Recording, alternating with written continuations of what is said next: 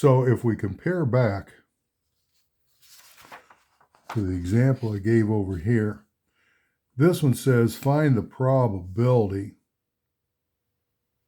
given.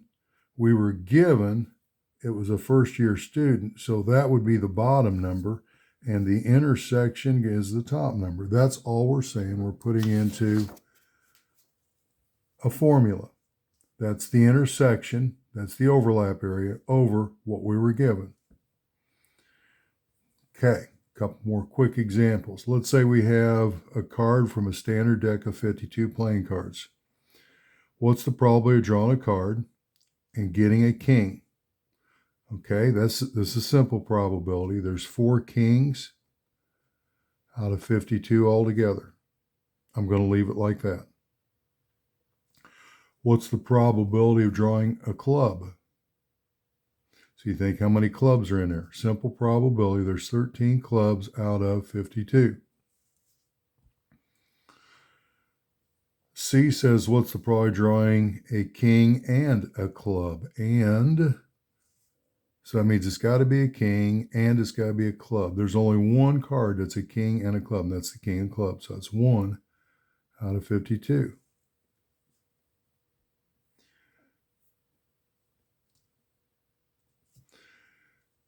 And then on D, what's the probability of drawing a king or a club? Okay, so the probability of drawing a king was 4 over 52 plus the probability of a club was 13 over 52 minus the probability of both is 1 over 52. So 4 plus 13 is 17, 17 minus 1 is 16, and 16 over 52. And that's, in lowest terms, that's 4 over 13 if you wanted to write that.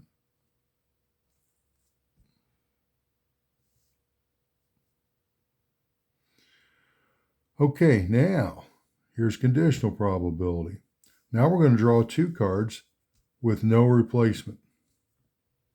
That means we take a card, we put it over here, and we look back at the deck, okay? What is the probability of drawing a king given we know it is a club? Okay, so now back here to the formula, okay? So we want the probability, if I wrote this out, that's the probability of a king given it's a club. Here, I'm going to just draw this. Probably going to look terrible, isn't it? It's trying to put a club in there. Okay. So the formula says we want the probability of being a king and a club, and I'll write it out, club, over the probability of a club. The second part always goes on the bottom. So the probability of king and a club, from what we found up here, that's 1 over 52 divided by the probability of a club, that was 13 out of 52,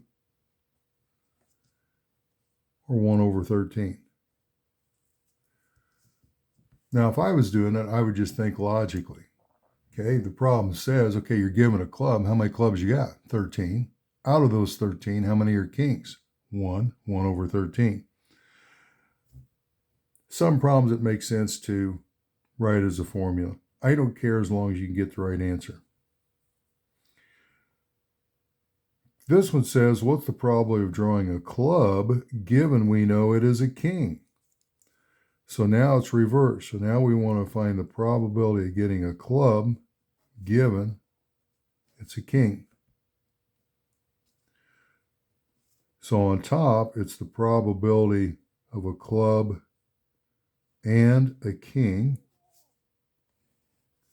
over, now on the bottom, it's going to be the probability of getting a king. Probability of a club and a king. Now that's the same thing as what we had here. This says king and club. This says club and king, but it's the same thing. It's king of clubs. That's still going to be 1 over 52. What's the bottom number going to be?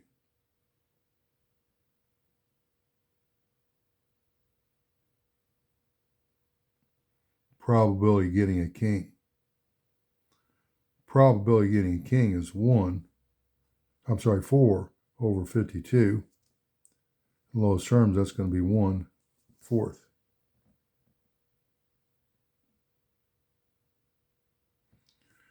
Okay, now let's go to this example here. This same example is in the book, if you're looking at the book. Earnings and education.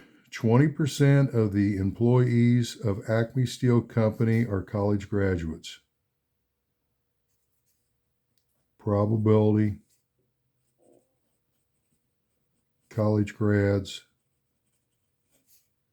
equals, what was it again? 20%.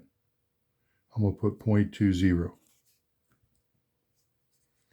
Of all the employees, 25% earn more than $50,000. So the probability that we're going to earn more than $50,000 is equal to 0.25.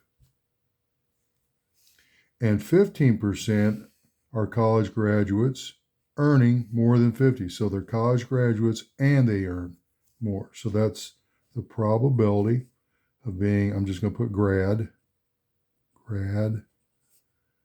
and greater than 50K. And that's equal to 0.15.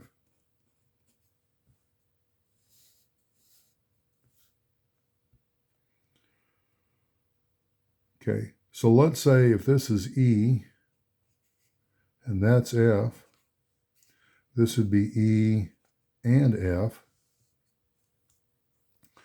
I want to find the probability that an employee selected at random earns more than $50,000 given they're a college graduate. Okay, so I'm given E. So this, I want to find the probability of F given E. According to the formula, that's the probability of F and E over the probability of, the last number is E, so this is E, probability of E. So we plug in our numbers. The probability of both was 0.15. And the probability of E is 0.20. I'm going to write as a fraction, that's going to be 3 over 4 would be your answer. So I did not really use the 0.20. Now, what would it have been? Let's just say, what if it would have said the probability of E given F? So I reversed the letters. The top number is still 0.15, but the bottom number becomes, that's F, that's 0.25. And that's 3/5. Just remember, as far as the formula is concerned, the second one always goes on the bottom. So F was second here, that's the bottom. E was second here, it goes on the bottom. The top is always going to be F and E, the intersection.